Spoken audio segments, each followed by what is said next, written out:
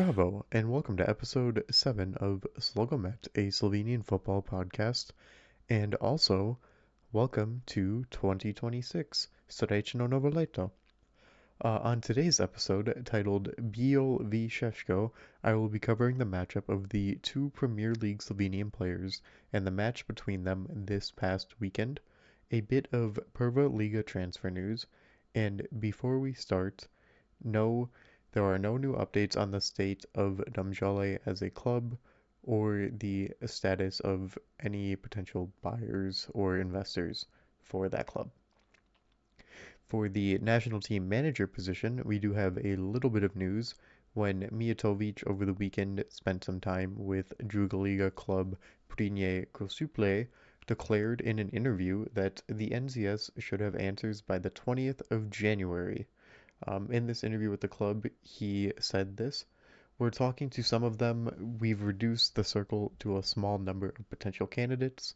We are inclined to stay within the Slovenian football profession, and I think that by the end of the first half of January, sometime until the 20th of January, we will resolve this." And now I have already made my feelings on Mijatovic's idea of what makes a good manager in previous episodes, but just to reiterate again, you have a manager who is prepared to take the mantle of leading the Slovenian national team to heights that it may never see again with the generation of players that they currently have. But again, he is the president of the NZS, and I am just a podcast host. So moving on, I would also like to talk about the Leeds United match between Leeds United and Manchester United, as the episode is titled, where Leeds United and Bijol hosted Benjamin Sesko and Manchester United on Sunday, the 4th of January, where Bijol definitively got the better of Sesko in this matchup. Social media, a lot of Manchester United fans are very upset with Sesko's performance. He has obviously been lacking in the Premier League. A lot of that is due to the fact, or not necessarily a fact, but could be a fact, that Ruben Amorim is a bit of a tactics fraud. He has, I will never forget that clip that circulated earlier on in the year when Ruben Amorim, the now ex-manager of Manchester United, as he was sacked earlier this morning, Monday the 5th of January. He was messing with the tactics board while drawing a match against a 4th division side in the English footballing pyramid. Man, you don't come back from that. That is a generational clip. Anyways, Peel definitively got the better of Sesko, and in this matchup, he ended up blocking one of Sesko's shots. There were a lot of very dually moments, or a lot of duels that were specifically between the center back for the Slovenian national team and the striker for the Slovenian national team. In the post-match interview, Bijol had this to say on the duel: "It was my first time fighting a teammate and a friend. We played the whole game one-on-one, a little different feelings, and we both wanted to show what we could do," end quote. So, again, Bijol again has... Oh, how do I want to word this? Bijol also had a shaky start in the Premier League. He was benched for the majority of the season and only started getting playing time in relatively recent matches. His big breakout game was that 3-0 dominating match against Chelsea. Was it Chelsea or Liverpool? One of the two. I think it was Chelsea though, where that header that he just absolutely smashed in and became a Leeds cult hero, I want to say, but he hasn't quite reached that status, being such a young player for the club, having only been playing for less than 5 months at the club at this point. Sesko, we all currently know the story of him. Manchester United is his dream club, and working with Ruben Amorim has been a disaster for Manchester United ever since they appointed him, but not Manchester United is also not just at the fault of Ruben Amorim.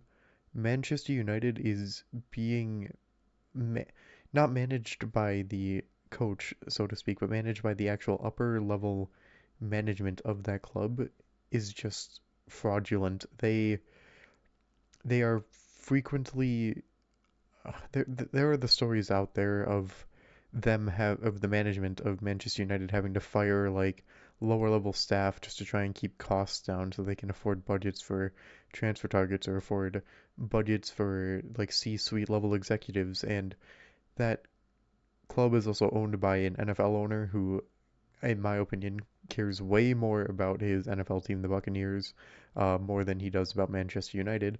And I don't understand how Manchester United continues to be so poorly run when they were one of the greatest clubs in the world for such a long period of time, being just absolute Champions League dominators, winning the Premier League 20 years in a some, I can't remember the stat. It was something insane. And now they've fallen to the point where they're getting knocked out of the EFL Cup by Grimsby Town of the of the EFL fourth tier on the pyramid. And okay, this is not a Manchester United podcast. Let me I could rant about sports for a long time, but I want to keep this strictly Prva Liga related slash Slovenian football related slash anything to do with Slovenian football related, as the podcast is titled.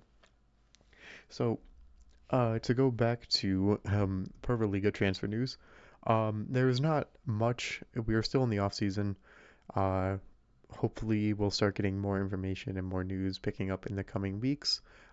The season does resume in what would that be? Four, not four, 3.5 weeks. 3.5 weeks on January 30th. 3.5. Yeah, 3.5 weeks. On January 30th, the first matches will take place at the end of this month. I'm very excited to get back into Prva Liga action. Um, but yeah, to talk about some of the transfer news that we do have, Tom is out for Olympia. The striker has been a bit of a flop for the club. He was brought in during Olympia's European run under Victor Sanchez last year, and since then has been a bit of a flop. Dealing with a little bit of injuries, but still a very weak performance since then. Vidovšek shall be returning as the keeper for Olympia soon. In a recent interview he did with the club that has been published across multiple media sources at this point, he stated, to paraphrase, that he was dealing with personal issues and personal health issues, and that he is looking forward to come back with the club stronger. He will be attending their training sessions that are going on in Spain, I believe the club is going to. Um, I would like to wish Mateusz Vidovšek the best of luck, and a hopefully good and healthy recovery for the Slovenian national team's second choice keeper. Then for some of the other clubs, FC Koper picked up Scotty Sadzutse from FA Shala, Shal this is a Lithuanian club, apologies. FA Shea Liwe. I completely bombed that one. I'm aware. He's a left back slash left midfielder. Used to play for Lille back in Ligue 1 years ago, about half a decade ago at this point. So I'm sure there's probably a quality player in there. When Olympia announced that Vidovšek would be returning, they released Galube Fink from the roster. Koper is also. Oh, that was for Olympia. Apologies. Yeah. Koper has released Damian Bohar and also Ivan Borna Balta. Um, oh yeah, NK Celje has picked up Ivan Kalusic, Chalusic, Chalusic, something like that. I butchered that one again, I'm sure. Um, uh, Part of that is because Transfer Market does not list the accents on the names, sadly. Also, I can't tell if there's actually accents on the C's there or not. But according to Radomje, who Ivan Kalisic has been signed from, it is apparently a record Prva Liga transfer. So Radomje, I'm assuming, probably picked up a good transfer fee in that regard. Good for Radomje. They could hopefully use the money to try and stay above the relegation zone as they are. Or no, hold on. Uh, no, yeah, they're 10 points clear. I was getting Radomje and Primordier mixed up, so ignore that one. All right. Uh, so yes, Primordier or Radomje obviously, uh, for their outgoing have Ivan Kalisic going to NK Celje. Then for Primordier, Samo Matiaj is in from Bridinier Gosuple. He was there on loan with the second league club. NS Murda has Vanya Kulanovic coming in from Rudar Velenje. Ziga Firmasek, I believe I covered that last week from Tabor Sejana. A couple of players out for him, for Murda also, for more than last time. And Robert Mudic and Florian Raduha for Murda outgoing. And for NK Radomje, incoming Borna Granic from NK Sazvete from Croatia. And that's pretty much it. Obviously, all we have left is Domzale and Alumini. No updates for either of those clubs. Alumini have yet to really announce whether or not they are officially ended yet. I would like to know what's going on with that club more than anything at this point. NK Bravo has been really quiet this transfer season so far. Nothing going out in or going out. No rumors really on the sports pages of Slovenia at this moment in time.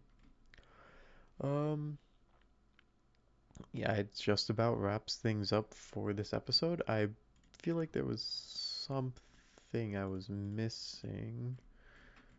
Bum, bum, bum. No, I think that's pretty much it. Just Maribor still looking to sign some new players coming in soon. Oh, this is one I missed on the Nogomania website. Excuse me.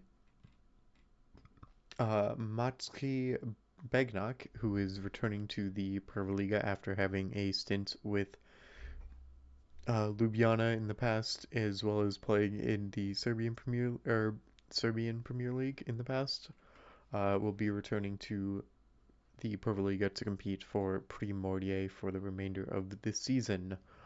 And that is the last of the news for this I guess update. I don't really know what these episodes are during the off season. I mean, there's not much really to cover, so I'm just trying to fill time, keep the podcast going. So I hope you guys do, or hope all of you do enjoy these little, a lot more free flowing updates, a lot less like strictness to them, a bit more just I don't want to say fun, but a bit more casualness to them, just because there's not much to really go off of specifically when it comes to the actual Prva Liga or some of the other Slovenian leagues that are currently off or are currently not competing until the resuming of their season. One resuming at the end of the month for the Prva Liga. Prva Liga.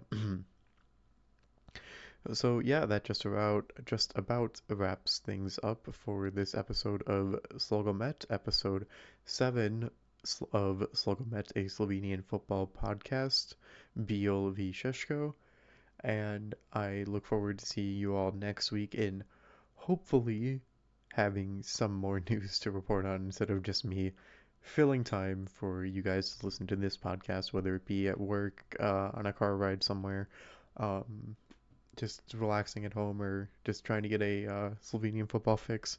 I would like to thank all of you for listening and thank you all who have been following the podcast since its inception just a few short months ago. I am looking forward to taking 2026 as a journey. And I'm looking forward to growing the podcast and just seeing what I can do with it. I'm having a lot of fun doing it, and I wouldn't be here if I wasn't having fun doing the SLOgomet podcast. And the fact that any of you stick around to listen to this at all is a great blessing, and I thank each and every one of you who do listen to the podcast. And again, feel free to message me wherever on any of the social media sites that I am on. Still working on trying to be consistent on posting on Instagram, just not really used to being my own social media manager at this point. Other than that, thank you all for listening to SLOgomet, a Slovenian football podcast, and I will see you all next week. Vala, ciao, adio.